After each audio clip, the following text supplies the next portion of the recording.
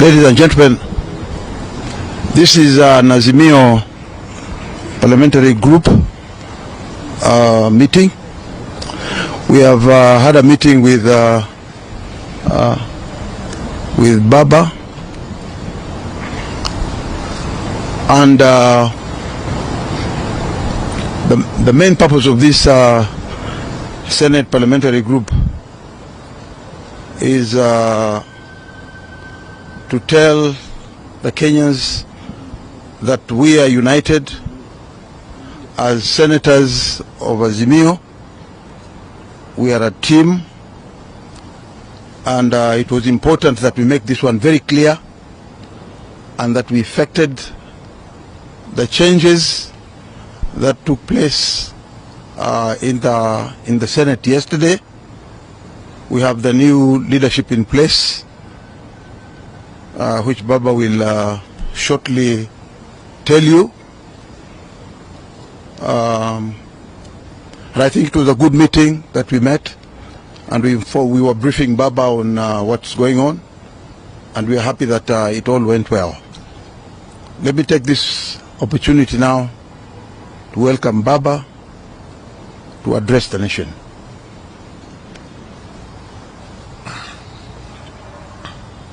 Thank you, stewards, senators, members of the media. I'm Jambo. Well, as Honorable Stewart Mazayo, our leader in the Senate, has said, this was a luncheon that I hosted to welcome the senators. As you know, recently we had a retreat in Mazoni with our members of the National Assembly, and we discussed a lot of issues affecting our country today. This afternoon we have had very cordial discussions with members of the Senate, and we have shared. I'm happy to announce that our leadership in the Senate is now the leader. The minority leader is Honorable Stewart Mazayo, deputed by Honorable Senator Enoch Wambua from Kitui. The whip is Honorable Ledama Olekina, deputized by Honorable Edwin Sifuna. That is our lineup in the Senate.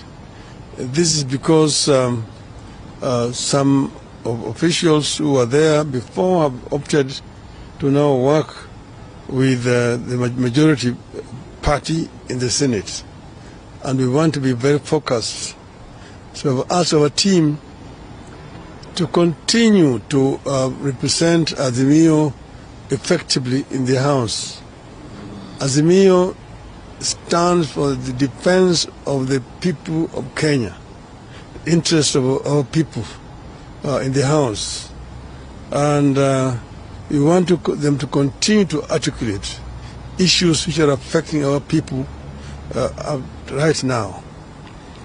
We have also talked about the challenges that this country is facing today, the issue of electoral justice that we have been talking about, and this is not an issue that is going to die until it is properly resolved. We have shown beyond doubt that the elections were rigged, and it doesn't matter how many times Mr. Ruto shouts, how many times he prays. The prayer is not going to help him to get away with theft of elections. Kenyans must defend electoral justice. People fought for a long time to bring multi-party back to this country, and they are not going to surrender that again and take this country back to the dark days of single-party dictatorship, where elections are basically manipulated. Sometimes they are no longer elections. Other people who have raised the issues that, why did you raise these issues in the Supreme Court? We are telling them that the same Supreme Court denied us access to the server. When we took our case to the court, we demanded in the court to instruct the IBC to give us access to the server. The service provider, the company called Mathematics, refused to allow us. They even wrote a letter, which even the media has got, saying that they cannot allow us into the server because that will infringe their proprietary rights. But so after that time, we have ourselves been able to hire experts and get to the server. And we have exposed the information. We have shown the whole world the information, what is in the server. If they want Kenya to be led by a minority, fine, but Kenyans have to make that decision themselves. Do we wish to put these things under the carpet? Somebody got 5.9 million votes. Other person got 8.1 million votes. Those are the facts. Those are the facts which should not be swept under the carpet. We must defend electoral justice in our country.